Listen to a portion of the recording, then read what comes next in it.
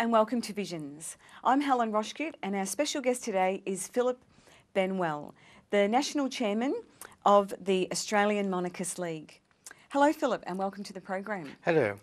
So Philip, as Australia moves into the 21st century, is it appropriate that we have a foreign monarch as head of state? Well, actually, the Queen is not a foreign monarch. Whilst we use the crown of the United Kingdom as our crown, we have moulded it to become specifically an Australian entity.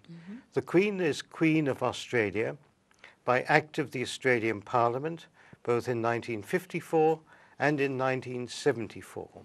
What we have now is a uniquely Australian constitution protecting the freedom and the liberty of the Australian people. So it is very appropriate to maintain our system as it is. Yes, thank you.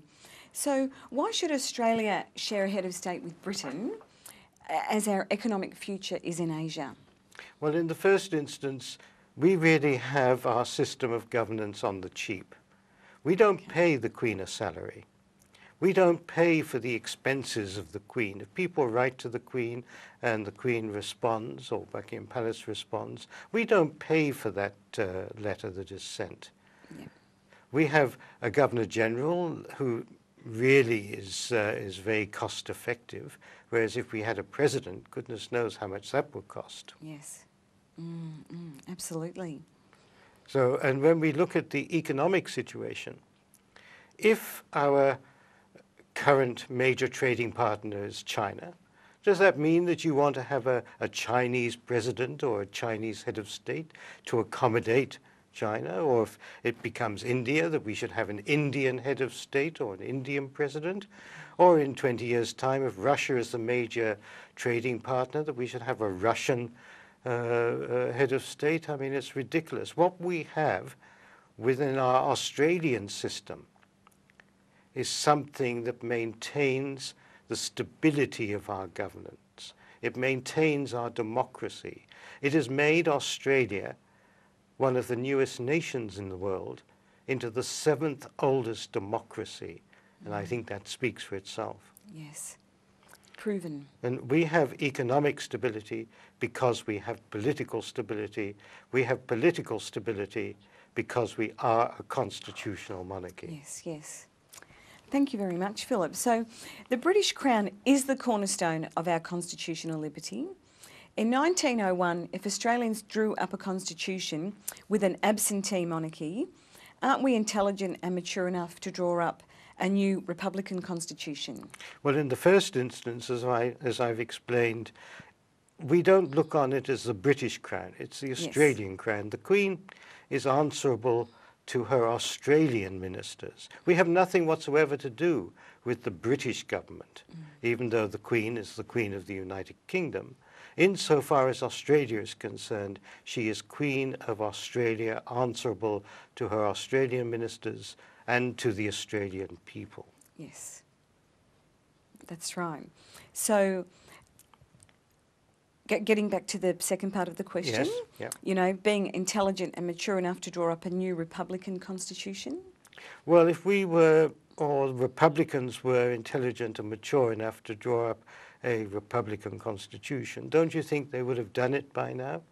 I mean, we've had 20 years of virtually continuous debate on constitutional change. We've had a constitutional advisory committee headed by Malcolm Turnbull. We've had a constitutional convention 10 years ago. We've had a referendum 9 years ago, which was defeated in all 6 states as well as nationwide. It was a massive defeat. I mean, actually, 72% of electorates voted against a republic and to retain our system. Yes, yes. So I think if we were intelligent enough to draw up a republican system, surely that would have been done by now. Yes, yes, that's a so very good point. intelligence has got nothing to do with it. Yes, that's right. So the British monarch does not fulfil any role in Australian governance. Why maintain the fiction that Australia is a monarchy when we're already a de facto republic? Well, we're not a de facto republic. We're a constitutional monarchy, which is something totally different from a republic. I mean, monarchists may talk about a crowned republic, and even I've talked about a crowned republic, but we're not a crowned republic. We're a constitutional monarchy, which is totally different. We have a different system of government, and a system that works, whereas republics have been proven not to work so effectively as our system. Yes, yes. And the point that I think that's very important is that the constitutional monarchy is for the people, as opposed to a, the Republican constitution being for the politicians. Exactly, yeah. Yes. The Crown is responsible to the people. And if this were not so, how could the people themselves have decided in 1999 whether to retain it or not? Yeah, that's right. And that's one of the reasons people would have voted against that referendum, to keep that power. Exactly. The Queen is a trustee of our Constitution, an unobtrusive trustee. And the power of the nation is maintained within the Crown and kept from the hands of politicians. We elect politicians to temporary governance, not permanent governance, temporary governance. But the permanent power of the nation is reposed in the Crown. And that's why our system works so well, because if the Queen does nothing else but be there and keep politicians from absolute power, then she's done a tremendous job. Yes, absolutely. So, Philip, given that Queen Elizabeth is widely revered in Australia, should Australia move to become a republic after the Queen's reign ends?